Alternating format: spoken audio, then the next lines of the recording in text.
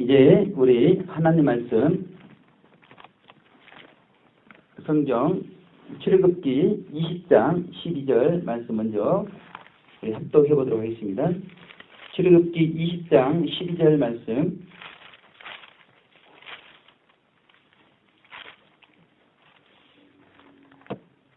합독해 보겠습니다. 시작. 내 부모를 공경하라. 그리하면 너의 하나님 나 여호와가 내게 준 땅에서 내 생명이 길리라. 우리 요한복음 3장 16절 말씀 요한복음 3장 16절 말씀 합독해 보도록 하겠습니다. 시작. 하나님이 세상을 이처럼 사랑하사 독생자를 주셨으니 이는 저를 믿는 자마다 멸망치 않고 영생을 얻게 하려 하심이니라. 아멘. 할렐루야. 반갑습니다. 우리 옆에 분들 보시고 마라나타 인사하도록 하겠습니다. 마라나타. 반갑습니다. 예, 감사합니다. 오늘은 어버이 주일인데요. 이제 어버이 주일 아버지의 사랑이라는 제목으로 본문의 말씀을 중심으로 증거하길 원하는데요. 이번 주가 어버이 주일인데 미리 말씀을 이렇게 준비를 해가지고 인터넷에 올리신 분이 계셨습니다. 제가 다른 목사님은 말씀을 어떻게 전하시는가 궁금해가지고 그 텍스트가 올라와 있었습니다. 그래서 제가 그 내용을 확인해 보았습니다. 유명한 목사님, 잘 알려진 목사님인데요. 그 목사님의 설교 본문의 내용을 보니까 이 세상 부모님 사랑에 대한 세상 부모님에게 효도해야 된다고 하는 그 내용으로만 꽉 차 있는 그런 설교를 보게 되었습니다. 그런데 하나님께서는 이제 주일날 어버이 줄 때 설교할 그런 설교 제목을 저에게 주실 때는 본문의 제목이 아버지의 사랑이지만 세상과 천국의 아버지의 사랑, 세상 아버지의 사랑만 전하는 것이 아니라 천국의 아버지의 사랑도 전할 수 있도록 그렇게 마음을 주셔가지고요. 오늘은 세상과 천국의 아버지의 사랑 두 부분으로 나누어서 하나님 말씀 살펴보도록 하겠습니다. 제가 5월 8일 날이 어버이날이었기 때문에요. 5월 7일 저녁에 저희 부모님께 연락을 드렸습니다. 찾아뵙지도 못하고 너무나 죄송하다고 연락을 드렸는데요. 저희 어머니께서 저에게 저희 집사람이 저녁을 맛있게 섬겨줬다고 그런 말씀을 해주셨습니다. 그래서 제가 그 말을 듣고 저희 집사람에게 너무나 감사가 되었습니다. 사실 친정 부모님이 아닌데 그 시부모님 그 어버이날이라고 손수 챙겨주는 모습을 생각할 때 너무나 감사가 되었습니다. 그런데 그 다음 날 어버이날이죠. 어버이날 새벽 예배를 마치고 이제 하나님께 기도를 드리는데 제 안에 통곡의 눈물이 쏟아져 나오는 것을 볼 수가 있었습니다. 그것은 제 자신 스스로가 부모님께 불효자다 그런 마음이 기도 가운데 생기는 것입니다. 그리고 저에게 부모님이 계시지만 저 또한 이제 두 자녀가 있는 아버지로서 자녀들에게 잘하지 못한 나쁜 아버지라는 그런 생각이 제 마음에 들면서 제가 통곡의 눈물을 흘리게 되었습니다. 제가 잠시 제 어릴 적 이야기를 들려주고자 하는데요. 제가 어렸을 때 저희 어머니께서 저를 등에 업고 머리에는 다라를 이고 장사를 하셨습니다. 그 어머니가 큰 집, 대문이 있는 큰 집에 들어가서 물건을 파시고 그 집에서 나오시다가 다라를 이었기 때문에 허리를 숙인 상태에서 나오시다가 깜빡하고 고개를 드는 바람에 제가 문에 부딪혀서 우는 경우가 있었다고 합니다. 그러면 저희 어머니께서도 저하고 같이 울면서 저에게 하시는 말씀이 있으셨는데 그것은 광서가 내가 나중에 커가지고 이 집처럼 큰 집에서 잘 살았으면 좋겠다. 그런 어머니의 소망이 있었다는 것이죠. 그래서 제가 어렸을 때부터 어머니가 늘 그 말씀을 해주셔가지고 제 뇌에 체내가 될 정도로 그렇게 그런 말을 듣고 자랐는데요. 그 어머니의 고생 끝에 낙이 온다고 저희 막내 누나, 바로 저보다 이렇게 한 살 많은 막내 누나인데요. 막내 누나가 시골 고등학교에 들어갔습니다. 그런데 그 공부를 잘해가지고 3년 동안 장학생으로 들어갔어요. 그리고 그 고등학교에서도 공부를 잘해가지고 간호사관학교를 합격을 했습니다. 학교 대표로 시험을 봤는데 간호사관학교 합격을 했고요. 저도 이제 누나 영향을 받아가지고 그 같은 고등학교에 들어갔습니다. 저는 이제 3년은 아니고 1년 장학생이었고, 저도 이제 고3 때 학교 대표를 해가지고 시험을 봤는데 해군사관학교에 합격을 한 겁니다. 그러니까 2년 사이에 저희 누나가 간호사관학교 합격하고, 그래서 학교 대표로 플랜카드가 붙고, 또 제가 그 다음에 해군사관학교 합격해가지고 플랜카드가 붙고 하니까 저희 어머님 마음이 굉장히 뿌듯하시고 자랑스러운 겁니다. 그래서 그 버스를 타고 학교 옆을 지나게 되면 그 안에 학생들이 타고 있을 거 아니에요? 그러면 그 학생들에게 누구누구 아냐고 이렇게 물으시면서 내가 그 어머니다 이렇게 하시면서 이렇게 그 두 자녀를 둔 것을 굉장히 자랑스럽게 생각했습니다. 그런데 이제 그중 제가 이제 대학 졸업도 하고 이제 취직을 해가지고 그 큰아들을 낳게 됐는데, 큰아들이 얼마나 이렇게 준수한지요. 아마 보신 분들은 알겠지만 제가 봐도 너무나 이게 잘생긴 거예요. 그래서 이제 취직도 했겠다, 아들도 낳겠다. 그동안 그 어머니께서 저를 업고 키우면서 고생을 하셨는데 그 고생이 이제 다 잊을 뻔 이제 하는 상황인데, 제가 이제 신학을 한다고, 그리고 목회를 한다고 첫째 아들 저희 어머니께 맡겨, 둘째 아들 저희 어머니께 맡겨, 상황이 그렇게 되다 보니까요. 저희 어머니께서 저를 키우면서 그렇게 고생을 했는데, 지금 키워놔도 이제 저희 아들들을 맡기는 바람에 더 고생을 하고 계신 것입니다. 사실 저희 어머니는 그렇게 고생하면 늙어서 자녀들 때문에 좀 호강하겠거니 이렇게 생각을 했죠. 그런데 어버이날이라고 찾아뵙지도 못하는, 그리고 용돈 한 푼 드릴 수 없는 이제 그 자식을 좀 자식답게 호강 좀 보려고 생각했는데, 지금 둘째 아들 키우느라 어디 가지도 못하는 그 어머니, 그리고 어린이날이 지났지만 그 어린이날 때 선물 하나 못하는 그 나쁜 아버지, 그 제 자신을 이렇게 생각할 때 제 안에 이중의 통곡의 눈물이 흘러나왔습니다. 분명히 성경 10계명은 1에서 4계명의 하나님 사랑을 이야기하고 있습니다. 그리고 5번째에서 10번째 계명은 이웃 사랑을 말씀하고 있는데요. 그 이웃 사랑 중에 첫 계명이 내 부모를 공경하라, 그 말씀이 오늘 본문 출애굽기 20장 12절의 말씀입니다. 그래서 제가 부모님 찾아뵙지도 못하고 우리 자녀들에게 선물도 못해서, 그런데도 다행히 하나님께서 우리 귀한 이광섭 수도성사님 보내주셔가지고 저보다 정말 이렇게 연세도 많으시고 아버지와 같은 분 보내주셔서, 이광섭 수도성사님에게라도 효도를 좀 해야 되겠다, 그런 제 생각이 드는 겁니다. 그리고 제가 캄보디아 두 여아들을 위해서, 저희 두 아들과 나이가 똑같은 여아들을 위해서 중보 기도하고 있는데, 그들에게 자전거 선물이라도 좀 해볼까. 제가 그 이광섭 수성사님 그 말씀을 들으니까요, 오늘교회 다니는 분인데 철도 연구원이신데 캄보디아 선교 내용을 들으시고는 은혜 받아가지고 거기에 있는 아이들을 위해서 자전거 선물을 했다는 것입니다. 제 마음에도 그런 생각이 들어가지고 하나님께 기도는 하는데 형편이 안 되니까요. 마음은 있지만 그렇게 하지를 못하는 자신, 그 자신을 생각하면서 또 이렇게 눈물이 나오는 것입니다. 그러면서 제 마음에 불의자는 울고 나쁜 아버지는 웁니다. 그런 마음이 들었습니다.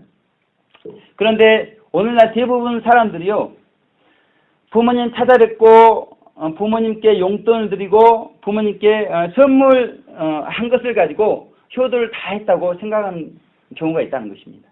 그러면서 울지를 않는다는 것이죠. 할 도리를 다 했다는 것입니다. 그런데 우리가 천국의 효도 없이 세상의 효도만 했다고 자족하면서 웃을 일이 아니라는 것이죠. 우리는 이 부모님들이 어찌하든지 구원받고 천국 가도록 그런 천국의 효도를 또한 해야 된다는 것입니다. 근데 어떤 사람은 또 그렇게 천국의 효도가 중요하지 하면서 부모님을 위해서 하나님께 기도한 것으로 또 효도를 이렇게 한 것으로 생각하는 그런 경우가 있다는 것입니다. 그래서 예수님께서 이 바리새인과 서기관들에게 외식하는 자라고 그렇게 말씀을 하시면서 그들에게 들려주신 말씀이 있습니다. 제가 마가복음 7장 11절 말씀 봉독해 드리겠습니다. 너희는 가로되 사람이 아비에게나 어미에게나 말하기를 내가 드려 유익하게 할 것이 고르반 곧 하나님께 드림이 되었다고 하기만 하면 그만이라 하고, 이렇게 예수님께서 바리새인들과 서기관들 그 외식하는 자들에게 이렇게 말씀하고 계신 것입니다. 그래서 그들은 고르반 효도 했다고 하면서 부모님에게 용돈을 드리고 부모님에게 선물을 드리고 부모님을 찾아뵙는 일들을 안 했다는 것이죠. 이 또한 잘못된 것입니다. 그리고 또 그런 일을 설령 했다 할지라도 부모님의 영혼이 구원받고 천국 가도록 우리가 하나님께 기도하고 그 부모님의 영혼을 천국으로 인도하지 않으면 그 또한 잘못됐다는 것이죠. 그래서 우리는 이 세상적인 효도와 천국적인 효도가 같이 이 땅에서 행해져야 된다는 것입니다. 그런데 우리 안에도 그런 분이 있을 수가 있어요. 부모님이 다 돌아가셔가지고요, 효도하고 싶어도 효도 못하는 그런 분들이 계시단 말입니다. 그런데 그런 분들을 생각할 때 지금 부모님이 생존해 계셔가지고 그 부모님에게 우리가 물질적으로 도움을 드리고 또 마음적으로 도움을 드리고 또 그리고 천국 가도록 그분들 위해서 기도해 주는 것이 얼마나 귀한 일인지 모릅니다.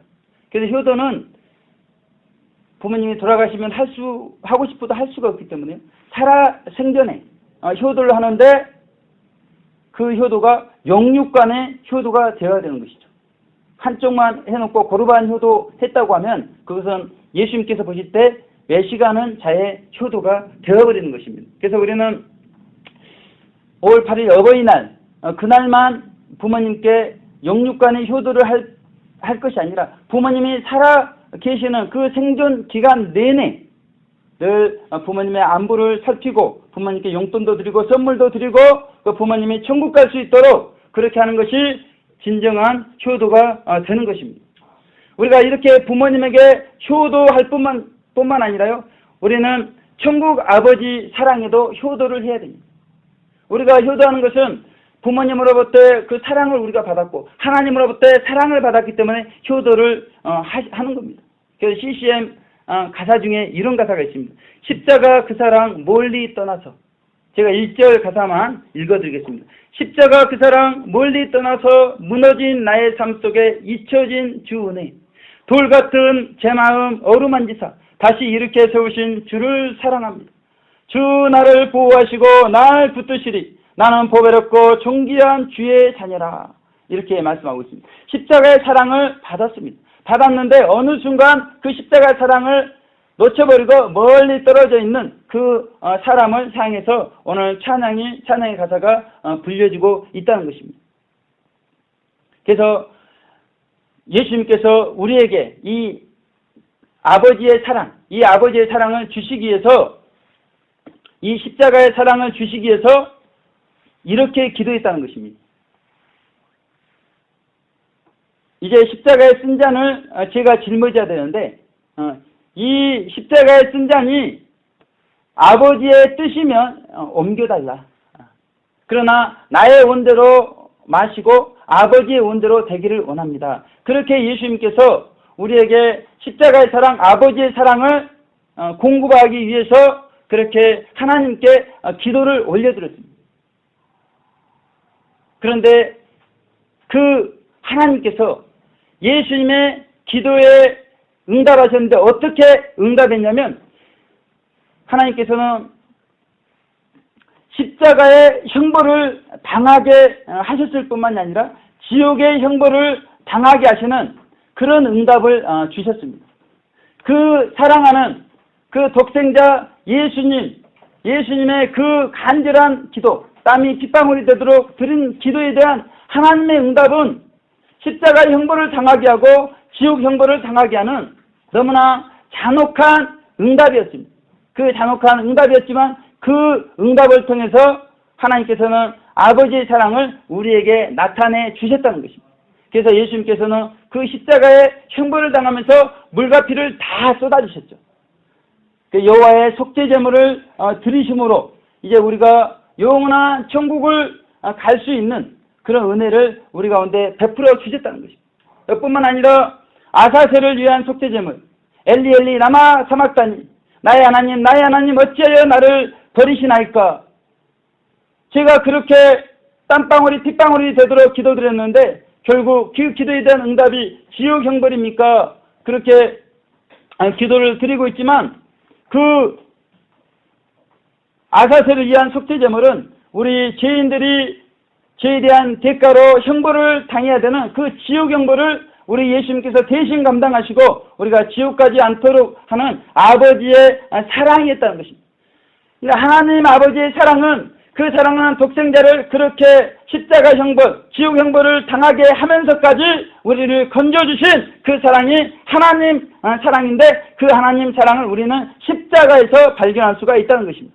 그래서 오늘 본문 요한복음 3장 16절에 하나님의 세상을 이처럼 사랑하사 독생자를 주셨으니 그렇게 말씀하고 있는 것이죠. 그래서 우리는 십자가상 예수 그리스도를 바라보면서 저것이 최고의 아버지 사랑이구나. 그걸 우리가 깨닫게 되었던 것이죠. 그래서 그 십자가의 사랑에 너무나 감격해서 우리가 눈물을 흘리면서 그 십자가의 은혜에 힘입어서 지금도 살아가고 있는 것입니다. 그런데 이 십자가의 사랑이 얼마나 위대한 사랑이고 얼마나 귀한 사랑임에도 불구하고 아직도 십자가의 사랑을 모르는 불신자들이 너무나 많다는 것입니다. 그리고 CCM 가사 내용 중에도 들었듯이 그 십자가의 사랑을 받았지만 그 십자가의 사랑에서 멀어져 버린 그런 분들이 우리 주변에 주님 오실 때가 임박한 이 마지막 때 너무나 많이 있는 현실입니다. 그래서 우리는 전도를 해야 되는데 우리가 하는 전도 가운데 문제점들이 많이 있다는 것이죠. 지금 하나님께서 원하는 것은 하나님과의 바른 관계, 십자가의 사랑을 깨닫고 멀리 떨어져 있어도 다시금 십자가 사랑을 회복하고 하나님과 바른 관계를 회복하고 그 영혼이 잘 되길 원하고 그리고 난 다음에 모든 것이 또 잘 되길 원하는 그런 하나님의 뜻이 있는데 불신자들이 정말 세상 살면서 너무나 힘들어가지고 이렇게 해도 저렇게 해도 피할 길이 없어가지고 그런 가운데 있다가 어떤 분이 기복적인 전도를 했단 말이에요. 예수님 믿으면 모든 것이 잘 된다. 그래서 그러냐고 그러면서 예수님을 믿었더니 그 십자가 사랑이 너무나 좋은 것입니다. 너무나 좋아서 감격도 하고 은혜도 받았는데 우리가 잘 알다시피 출애굽하자마자 바르군디가 죽여가면서 고생이 밀려오니까 잠시 세상으로 나갔다는 것이죠. 그런데 그런 사람들이 주변에 많이 있는데 우리가 그런 사람들에게 우리가 천국에 들어가려면 세 차례 연단도 받고 정말 말씀을 지키고 모든 소유를 버려야 천국 들어갈 수 있습니다. 그렇게 연단의 진리를 전도할 때 맞지가 않다는 것이죠.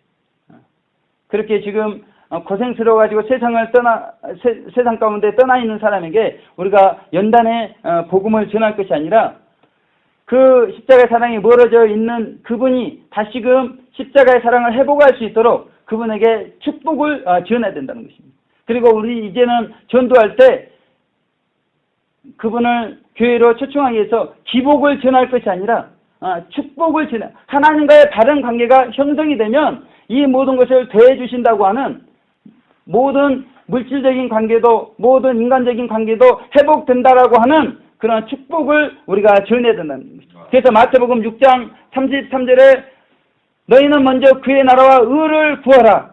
그리하면 이 모든 것을 너희에게 더하시리라 그랬거든요. 먼저 그의 나라와 의를 구하도록, 그러면 이 모든 것을 더해 주시는 그 순서에 맞게 우리가 전도를 해야 된다는 것이죠. 그리고 요한산서 1장 2절에도 내 영혼이 잘됨같이 내가 범사에 잘되고 강건하기를 원하노라 그랬습니다. 그래서 영혼이 먼저 하나님과 바른 관계를 통해서 잘되도록 그렇게 전도를 한 다음에 범사가 잘되고 또 영육간에 강건해지도록 그렇게 우리가 인도를 해야 된다는 것입니다.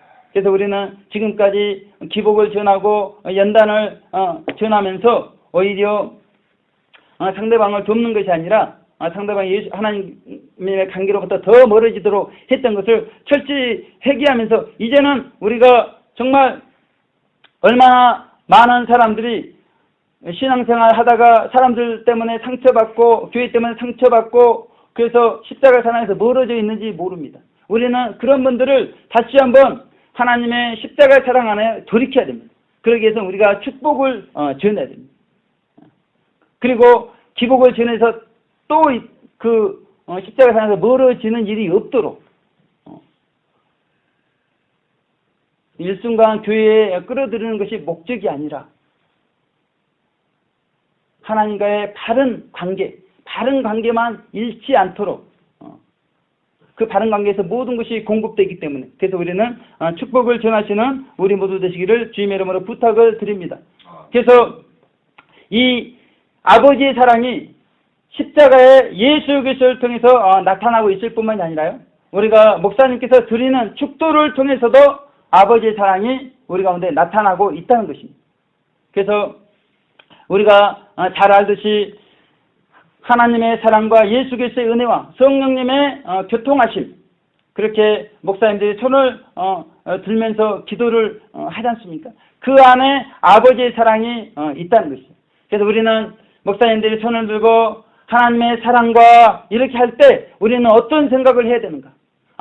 이제 우리에게 축도를 통해서 축복하시려나 보다, 단지 이렇게만 생각할 것이 아니라는 것입니다.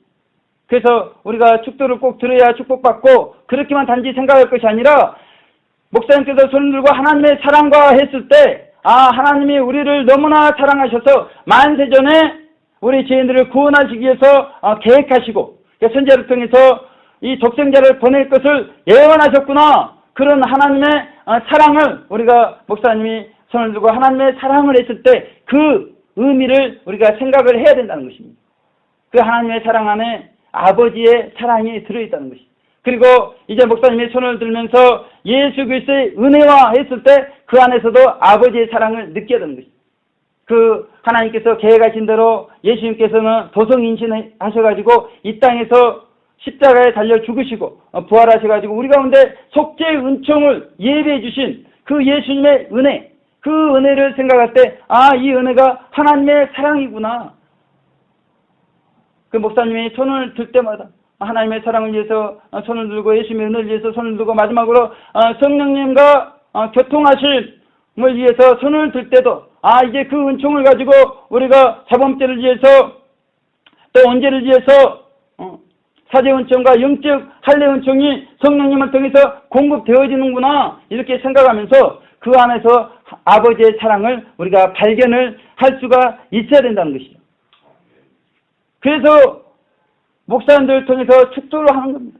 축도를 통해서 아버지의 사랑을 듬뿍 발견할 수 있도록, 하나님의 사랑을 통해서 아버지의 사랑, 예수님의 은혜를 통해서 아버지의 사랑, 성령님과 교통하심을 통해서 아버지의 사랑이 우리 가운데 공급되도록 그렇게 축도하는 것을 우리가 깨달아야 된다는 것이죠.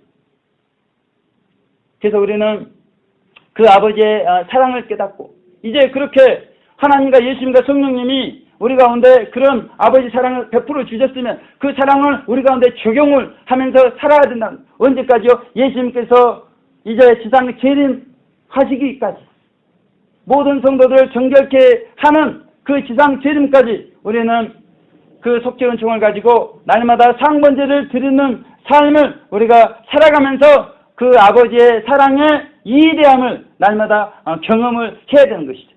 그래야 우리가 십자가 사랑에서 멀어지지 않는 것입니다. 그래야 우리가 그 십자가의 사랑의 관계가 회복이 되어지는 것입니다. 그래서 오늘날 문제는 이 상번제에 드리는 삶이 다 무너져 버렸다는 것입니다.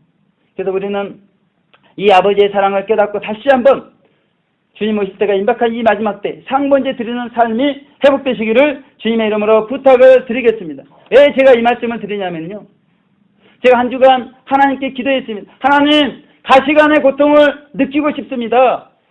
여러분, 그런 기도를 드릴 때 우리에게 응답이 빨리 주어지잖아요. 그런 말을 많이 들었잖아요.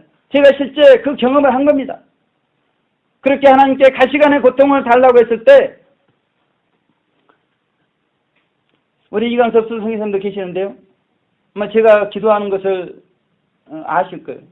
정말 이렇게 온몸으로 부르짖으면서 우리 이웃 영혼들을 위해서 간절히 기도할 때 정말 기도하고 나면 제 몸이 아닐 정도로, 그리고 얼마나 신경을 써서 기도를 하기 때문에 제 왼쪽 두통이 너무나 심해가지고 2, 3일을 고통하면서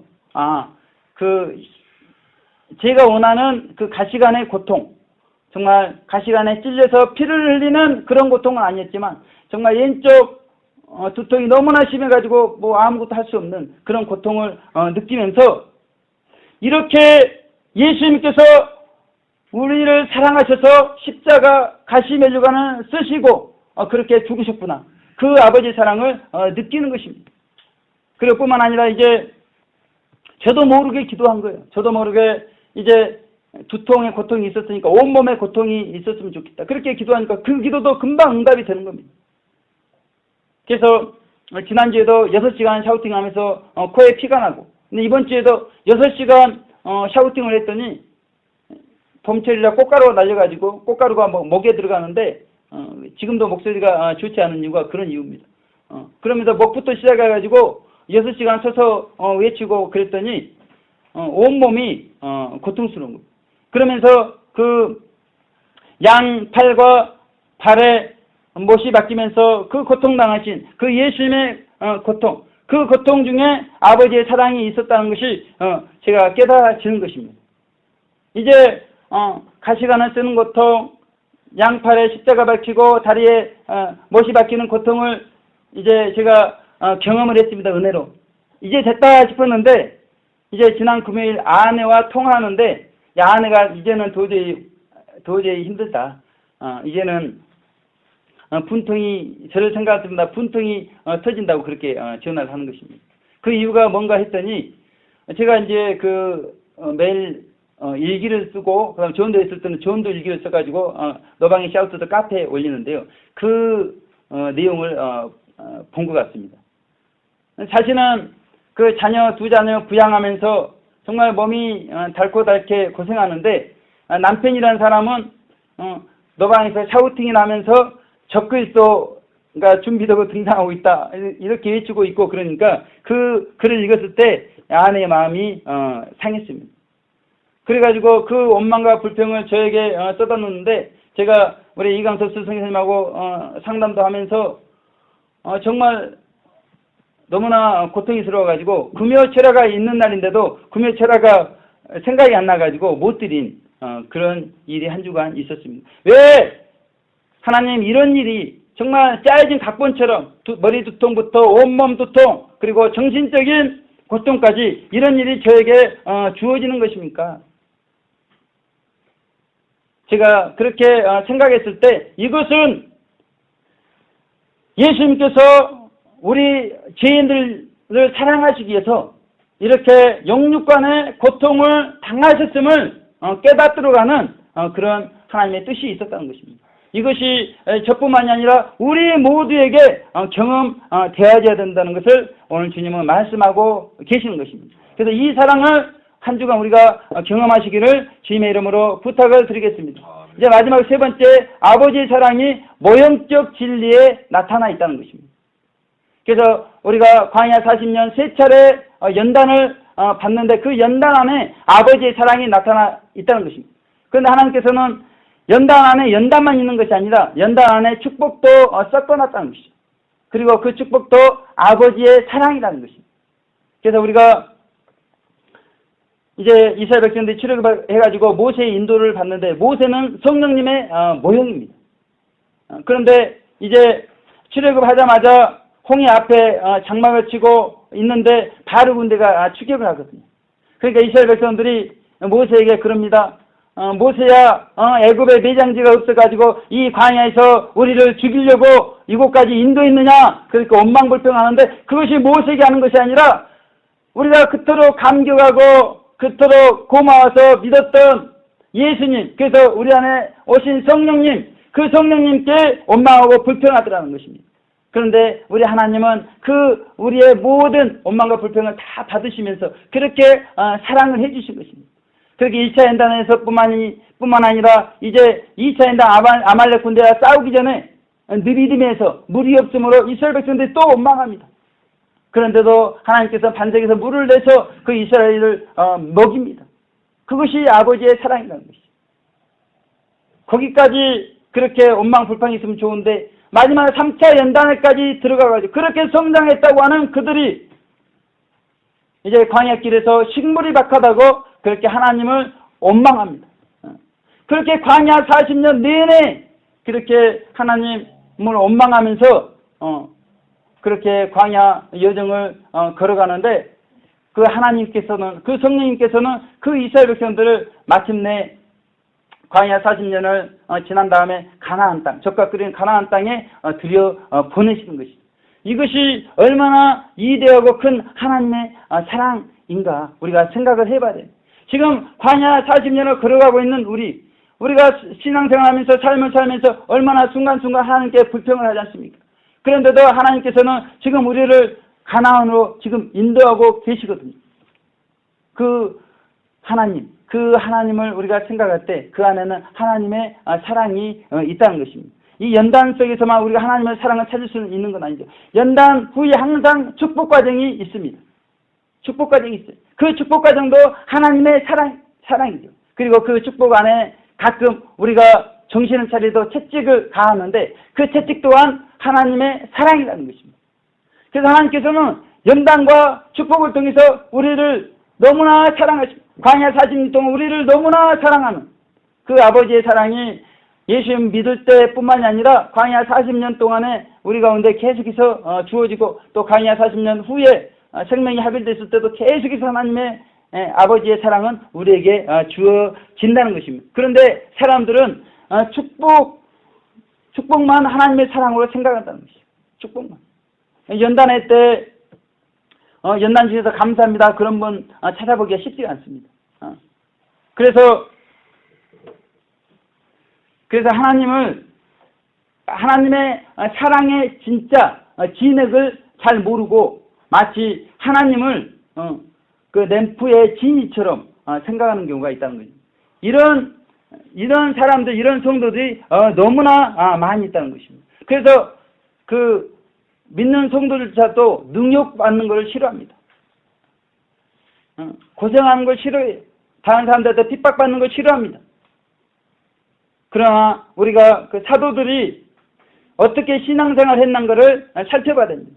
12사도들은 예수님을 잃고 초대교회에 예수님의 이름을 증거하다가 채찍질을 당한 것을 성경은 말씀합니다. 사도행전 5장 40절에 예수님의 이름을 말하다가 그들은 채찍을 당합니다. 그러면서 그 바로 41절 2절에 능욕받는 일에 합당한 자로 여기심을 기뻐했다고 그렇게 표현하고 있습니다.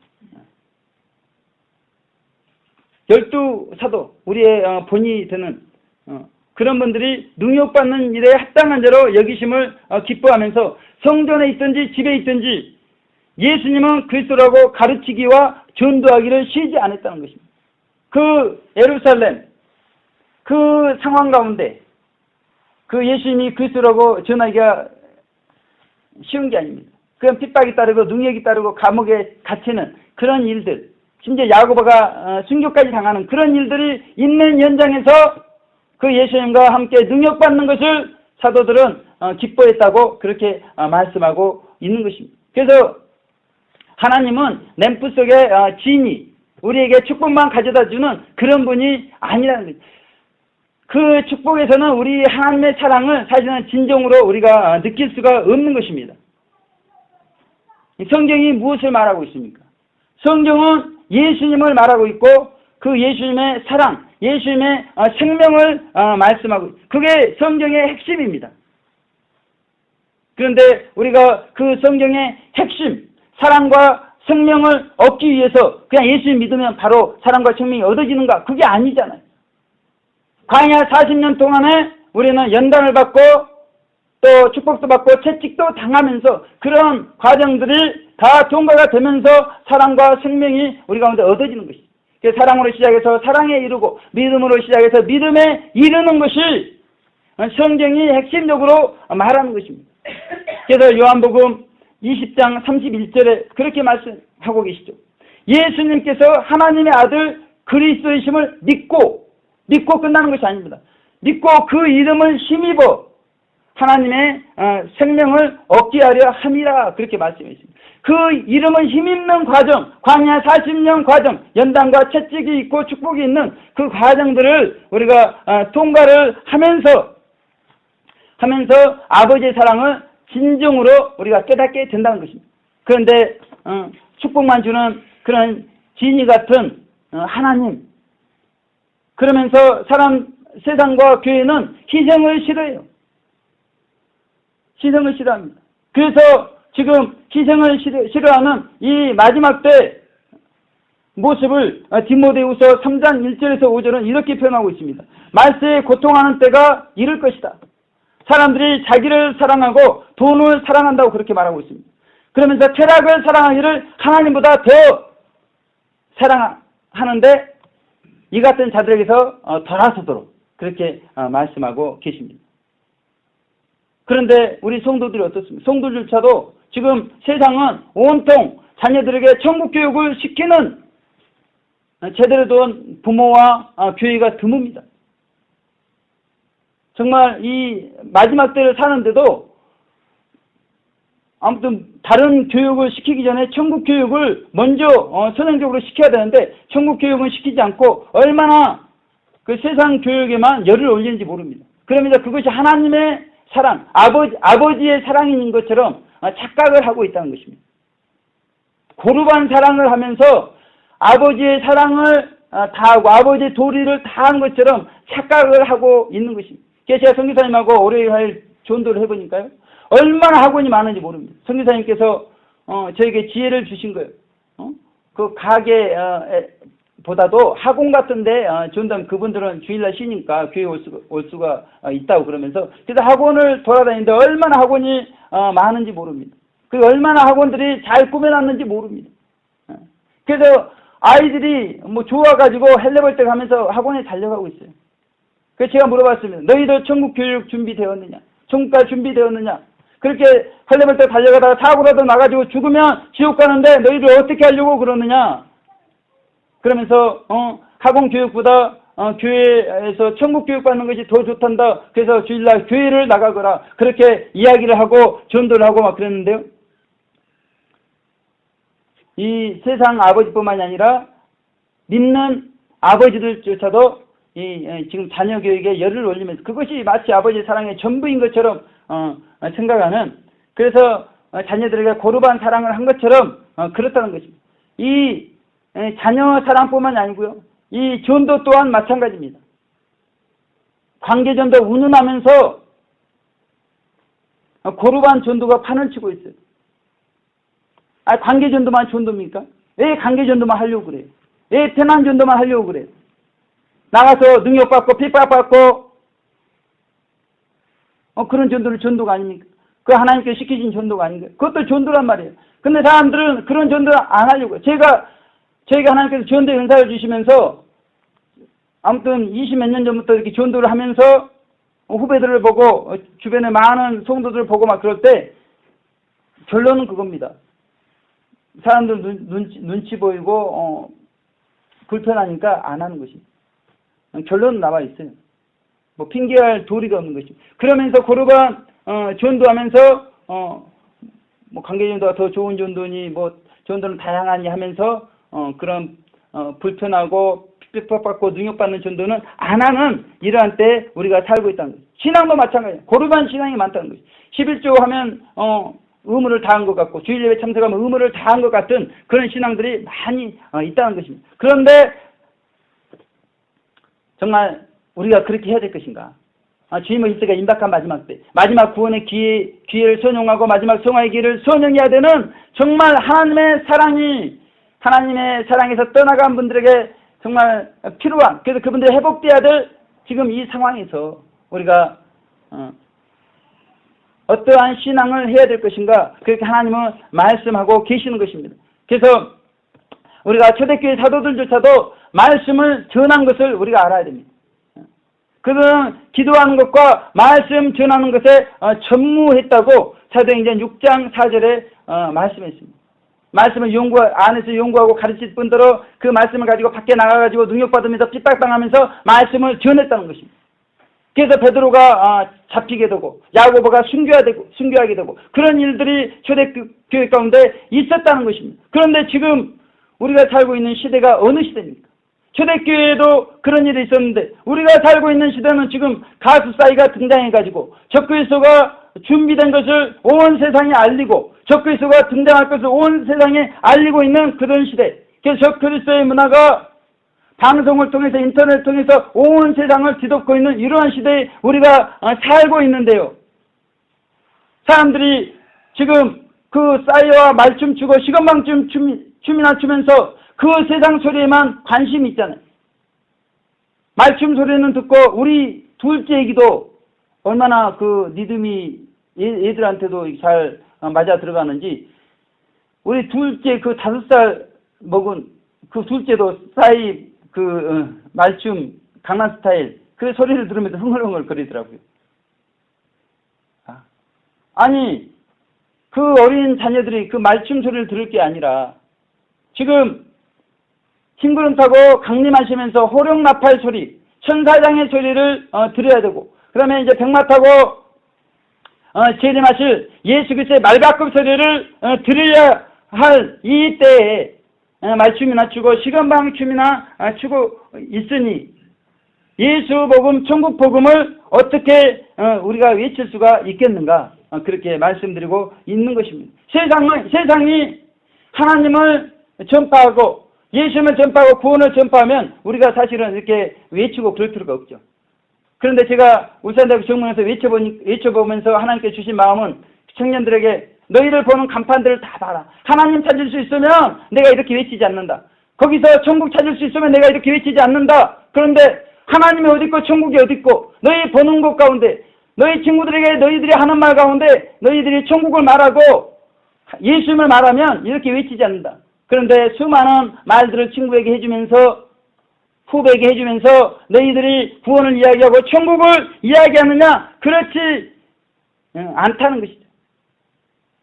그래서 세상을 통해서는 하나님을 볼 수 없고 하나님을 들을 수가 없는 것이죠. 하나님의 사랑을 그래서 느낄 수가 없는 것이죠. 세상은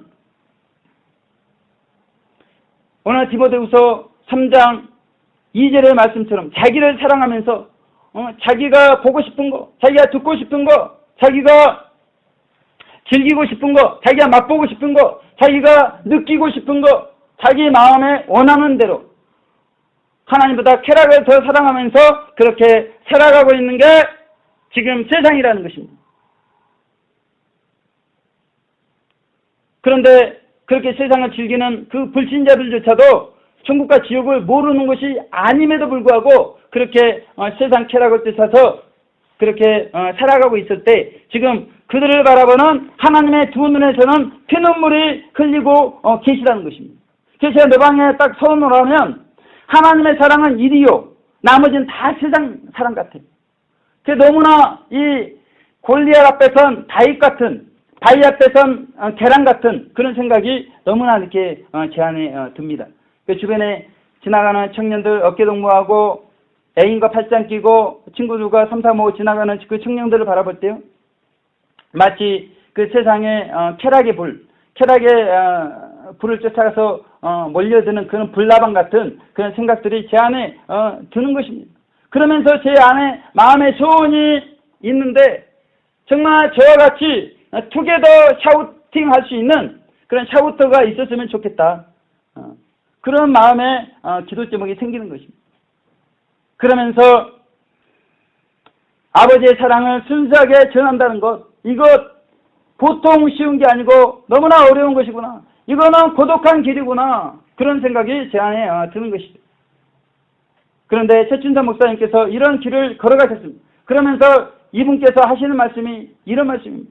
진리는 고독해도 날로 담대합니다. 그렇게 최춘선 목사님께서 경험적으로 고백을 했습니다. 왜 진리는 고독한데 날로 담대해집니까? 그 진리 안에 아버지의 사랑, 그 사랑이 있기 때문에 우리는 말씀을 전할 때 그 아버지의 사랑 때문에 날로 담대해지게 되어 있는 것입니다.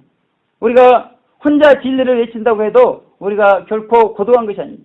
우리가 진리를 외칠 때 그 외침 가운데는 하나님이 함께 하신다는 것입니다. 그래서 우리가 시대를 잘 알아야 되는데요, 이 시대를 잘 알 수 있도록 하나님께서 마음을 주셨습니다. 울산대 정문에서 외치고 있는데 그 KT 보안업체, 울산대학교 안에 있는 보안업체 직원이 와가지고 전도를 못하게 하는 것입니다.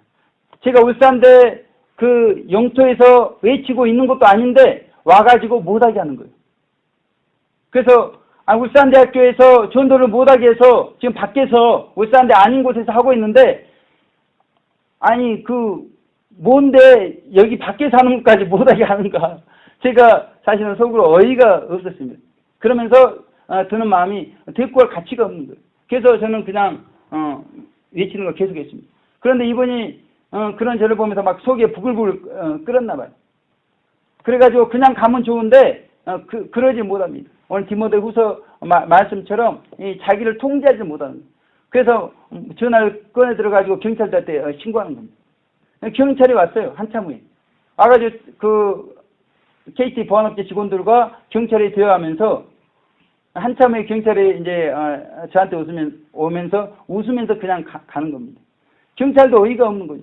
이게 지금 전제국가가 아닌 민주국가에서 법대로 정말 이렇게 전혀 문제 없이 하고 막 그러는데 법 위에 군림해가지고 해라 하지 마라. 그런데 만약에 그 경찰이 합동해가지고 못하게 하는 그런 시대가 적그리스도 시대가 아니겠습니까? 법 위에 그 적그리스도가 군림하는 시대, 그런 시대가 우리 가운데 임박했는데, 이제 우리가 마지막 구원의 기회와 마지막 성화의 기회를 선용하도록 전도할 시간도 얼마 남지 않았음을 말씀드리고 있습니다. 미국 여자 선교사님인데요, 2013년 3월 24일입니다. 그러니까 한 달 조금 더 지난 거예요. 이분에게 예수님께서 예언적 계시를 하셨습니다. 이분이 선교사님이잖아요. 그리고 그분 다니는 교회에 복음 전도자들이 있었습니다. 그런데 이 선교사님과 복음 전도자들에게 예수님께서 무엇이라고 말씀하고 있냐면요, 작은 자들이라고 말씀하시면서 너희는 휴거되지 못할 것이다. 이분은 철떡같이 자기는 휴거된다고 생각했는데 휴거되지 못한다고 이렇게 하니까 충격을 먹은 겁니다. 그러면서 적그리스도가 등장해가지고요, 50대 중반의 적그리스도가 등장해가지고 씩 웃으면서 자기는 둘이다, 자신은 둘이다고 그렇게 이야기를 했는데, 누시퍼가 합일된 거 아니겠습니까? 그리고 세상을 미워간다는 것이 아니겠습니까? 그렇게 휴거되지 못하고 이제 남은 성도들은 적그리스도가 미워가고 막 그럴 텐데, 우리가 지난주에 설교를 들었잖아요. 그래서 제가 서두에 말씀드린 겁니다. 그래서 부모님께 효도만 증거하는 그 유명한 목사님 말씀을 드린 거예요. 그렇게만 설교해가지고 어떤 일이 이제 발생할 것인가? 저에게 주신 하나님의 메시지는 완전히 틀린 메시지입니다. 그렇게 부모님에게만 효도할 것이 아니라 하나님에게도 효도하지 않으면 이제 지난 시간 설교했던 것처럼 자식들 때문에 부모들이 다 표를 받는 그런 일들이 벌어지는 일이 곧 있게 되어진다는 것입니다. 그래서 우리는 하나님과의 관계, 십자가에서 축도에서 그리고 모형적 진리에서 보여주신 그 아버지의 사랑, 그 아버지의 사랑을 우리가 생각하면서 하나님과의 바른 관계가 되지 않으면 이제 시대가 이제 우리를 이제 그래서 미국 여자 선교사님이 하시는 말씀이 다행이라는 것입니다. 왜냐하면 그게 다행히 그 예언적 계시가 꿈이었어요. 이렇게 실제가 아니었다는 것이죠. 그래서 이제 너무나 한숨이 쉬어지면서 다행이라는 것입니다. 왜냐하면 이제 기회가 좀 주어져 있잖아요. 기회가 좀 주어져 있잖아요. 휴거될 수 있는 기회가 좀 주어져 있잖아요. 그 기회를 선용을 해야 된다는 것이죠. 안 그러면 적그리스도의 미혹 가운데 우리가 어떻게 될지 모르는 것을 말씀하고 계십니다. 그래서 저는 그 아내와 통하면서 왜 이런 길을 걷게 하십니까? 뭐 있어요? 누가 보더라도 본받고 싶지 않은 삶이잖아요. 부모님께 효도 못하죠. 자식에게 사랑 못 주죠. 남편으로 부족하죠. 주변에서 걱정하죠. 마치 2000년 전에 사도들의 삶을 사는 것 같습니다. 왜 직장 생활하면서 목회도 할 수가 있잖아요. 타교당 가서 그래도 집사람에게 사례비 갖다 주면서 무난하게 목회할 수 있는데 이 공동체 잔류하면서 이런 길을 걷고 있는 하나님께 제가 기도를 했더니 하나님은 침묵하시는데 제 마음에 성경의 신진리를 증거하기 위한 사명자의 삶을 살게 하신다는 겁니다. 그래서 지금 사명자의 삶의 내용을 훈련하고 계시는 것이죠. 성물일가 중심으로 새벽 예배, 정오기도회, 순환묵상, 재림대망 기도회, 일일 이식하고 일식 삼찬하고 채식 위주로 하고 그 다음에 성령을 절제하고 제 믿음의 분량에 맞게 하나님께서는 지금 그렇게 훈련하고 계시는데 이런 훈련 내용들이 이 마지막 때에 필요하기 때문에 그렇다는 것이죠. 그래서 노방에서 천국을 외치는데 천국적인 삶을 살지 않고 천국을 외칠 수가 없는 것입니다. 그래서 샤우터들이 사실은 많지가 않는 겁니다. 그래서 하나님께서 이 마지막 때 노방의 샤우터들을 세우셔서 교회와 성도들을 깨우신다는 것이죠. 그러면서 그러기 위해서 저를 지금까지 UBF에서 선교사의 삶, 또 발금및 공동체에서 수도적인 삶, 그리고 이제는 교회를 이렇게 목회를 하면서 노방의 샤우터가 되게 하시면서 한 사람이라도 아버지의 사랑을 증거하도록 하고 있다는 것입니다. 그래서 우리는 우리의 마음에 오늘 설교를 통해서 새겨야 할 것은 십자가를 새겨야 됩니다. 그리고 상번제를 새겨야 됩니다. 그리고 연단을 새겨야 됩니다. 그 십자가와 상번제와 연단 안에 아버지의 사랑이 있는 것을 우리가 새기면서 우리가 십자가를 본받아 우리도 십자가의 삶을 살아야 됩니다. 희생의 삶을 살아야 되는 것이죠. 그리고 매일매일 우리 가운데 베풀어 주신 그 은총을 적용해서 철저한 회개 생활을 해야 된다는 것이죠. 그리고 이제 영적 성장을 위해서 우리가 절제하면서 하나님의 말씀에 순종하는 그러한 삶을 살아가야 되는데 마지막으로 두 분만 소개하고 마치도록 하겠습니다. 제가 지난 금요일 이제 그 언양터미널에서 버스를 기다리고 있는데 비가 왔습니다. 그러니까 비 온 후에요. 그래서 그 물 웅덩이가 있는데 물이 차 있었습니다. 버스가 세게 지나가 버렸습니다. 그런데 제 앞에 할머니가 앉아 있었어요. 그리고 그 뒤에 제가 있었는데 그 물 웅덩이에 물이 튀긴 겁니다. 그러니까 할머니가 흠뻑 젖으셨어요. 그리고 그게 저에게까지 미쳤습니다. 근데 저는 제 옷을 닦으면서 할머니 보니까 할머니가 굉장히 많이 튀겼거든요. 그럼 안절부절 못하면서 할머니 옷을 닦아드릴 화장지를 찾고 그러는데 그 할머니의 모습을 보고 제가 감탄을 했습니다. 전혀 미동을 하지 않는 것입니다. 전혀 표정도 안 바뀌는 것입니다. 전혀 말도 없는 것입니다. 너무나 여유 있는 것입니다. 한참 후에 그 물을 조금씩 털어내는 그 할머니를 보면서 이것이 60년 전 전적으로 폐허가 된 그런 우리 한국, 대한민국 그 척박한 상황에서 그 고통을 인내하면서 우리 자녀들을 키우신 우리 부모님들의 모습, 그 모습이 아닌가. 그 모습을 보면서 제 마음에 존경심이 생겼어요. 시골 할머니일 수 있어요. 시골 할머니일 수 있는데 그 상황이면 저는 입이 나왔을 거예요. 말이 나왔을 거예요. 표정이 바뀌었을 것입니다. 호들갑을 떨었을 것입니다. 하나님의 말씀대로 연단받는다고 하는 제가 그렇게 했을 것인데 그분은 삶을 통해서 그렇게 연단이 되어버렸습니다. 그래서 어떤 상황에서도 죄를 범하지 않도록 연단하시는 아버지의 사랑을 그 할머니에게서 봤다는 것이죠. 그리고 이제 그날이 캄보디아에서 돈 벌기 위해서 온 찌에점머란을 만나러 가는 길이었습니다. 그는 두 딸의 아버지인데 한국에 온 지가 4년입니다. 이광섭 수도 선교사님께서 그 둘째 딸을 사진 찍어가지고 그에게 보여줬어요. 근데 자기 딸인데 못 알아보는 것입니다. 그리고 큰딸과 둘째 딸의 나이를 계산하는데 한참 걸리는 거예요. 한참. 그래서 제가 그걸 보면서 아니 저도 나이를 한참 계산하는 그거는 이해는 되는데 어떻게 둘째 딸을 못 알아봤는가. 제가 그것을 생각해서 너무나 마음이 이렇게 짠했습니다. 그런데 찌에점머란 그분께서 그 딸들에게 주기 위해서 스마트폰을 사가지고요. 꽁꽁 이렇게 싸매고 우리 이광수 수석님사님이 러브 레터를 써가지고 보내자 하니까 거기다가 짤막하게 러브 레터를 써가지고 그런 모습을 보면서 아버지의 사랑을 제가 느낄 수가 있었습니다. 그러면서 이분이 그런 말을 해요. 수학을 15년 가르쳤는데 이제 그 고국에 돌아가면 한국어학원, 영어학원, 컴퓨터학원 그다음에 이제 교회도 이렇게 하면서 성경도 가르치고 싶다. 그런 말씀을 하시는데 이분이 우리나라 와가지고 이분이 변화가 된 겁니다. 어떤 변화가 있었냐면 훈센 총리 노하면서요. 애국자가 돼버렸습니다. 타국에 와보니까 타국에서 고생을 해보니까 애국자가 돼버렸어요. 그리고 그 나라가 불교 나라인데 이곳에 와가지고 하나님의 사랑을 접하면서 이제 기독교 신앙인이 되면서 불교 노를 말하는 것을 볼 수가 있었습니다.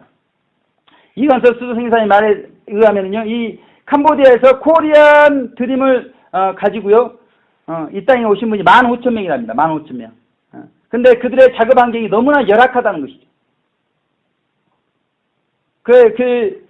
찌에점머란을 방문했는데 그 집에 불교 골수인 친구가 같이 삽니다. 그런데 그 친구가 한국과 한국인에게 너무나 상처를 받아가지고 나와보지를 않습니다. 지금 15,000명이 되는데 한국과 한국인에 의해서 상처받은 분들이 너무나 많다는 것이죠. 지금 이런 상황에서 지금 캄보디아 주변 나라의 선교사님들이 캄보디아로 몰려들고 있답니다. 지금 1,500명 가량의 선교사님이 캄보디아에 계시는데 이분들이 한국과 한국인에 대한 불신이 가득 찬 이분들이 고국에 가면 이 선교사님들이 어떻게 하겠는가 이런 걸 생각해 보면 아찔하다는 것이죠. 그런데 이광섭 수도 선교사님께서 한갑이 넘은 나이에 막노동을 해가지고 그분들이 한국과 한국인에 대한 인식이 좋아지도록 마음이 좋아지도록 그런 회복시키는 그런 일들을 일일이 찾아서 같이 대화도 하고 잠도 자고 맛있는 거 사주면서 그렇게 교회로 인도하는 일을 하고 계시다는 것이죠. 지금 나라도 못 해가지고 지금 그런 일을 한갑이 넘으신 분이 막노동을 감당하면서 정말 아들과 같은 그런 분들에게 아버지의 사랑을 느끼도록 그런 일을 하는 것을 볼 때 정말 이분들이 그 사랑을 받고 회복이 되어서 그 나라 돌아갔을 때 그 나라에 있는 선교사님들이 얼마나 잘하겠습니까? 그 나라의 선교사님의 말을 얼마나 잘 순종하겠습니까? 그러면 이 선교가 더 잘 이루어지는 것이죠. 그래서 정말 우리가 나가서 선교도 중요한데 여기 와 있는 한 분 한 분들을 정말 아버지의 마음으로 사랑하는 그 선교야말로 또 굉장히 중요한 나라도 못하는 선교가 아닌가 그렇게 생각을 해보는 것입니다. 이제 말씀 정리하겠습니다. 우리가 세상 아버지에게만 효도하는 그것만 생각할 것이 아니라는 거죠. 하나님 아버지의 사랑에 우리가 효도하는 그런 삶. 지금 하나님은 불신자와 십자가상에 떠난 영혼들을 바라보면 피눈물을 흘리고 계시는데 누가 나를 대신해서 그들을 아버지의 사랑 가운데 인도할 그런 사람들을 찾고 계시다는 것입니다. 성목교회가 그런 교회 되시기를 주님의 이름으로 부탁을 드리겠습니다. 제가 기도하겠습니다. 하나님 아버지 감사합니다. 오늘 아버지의 사랑이라는 제목으로 아버지 하나님 정말 십자가에서 보여주신 그 사랑, 축도를 통해서 우리 가운데 깨닫게 해주신 그 사랑, 또 모형적 진리를 통해서 지금도 한없이 베풀어 주시는 그 아버지의 사랑을 생각하면서 아버지 하나님 우리도 이제는 세상에 사랑을 베푸는 그런 사랑의 주님의 자녀가 될 수 있도록 인도하여 주시옵소서. 감사드렸고 예수님 이름으로 기도드립니다. 아멘.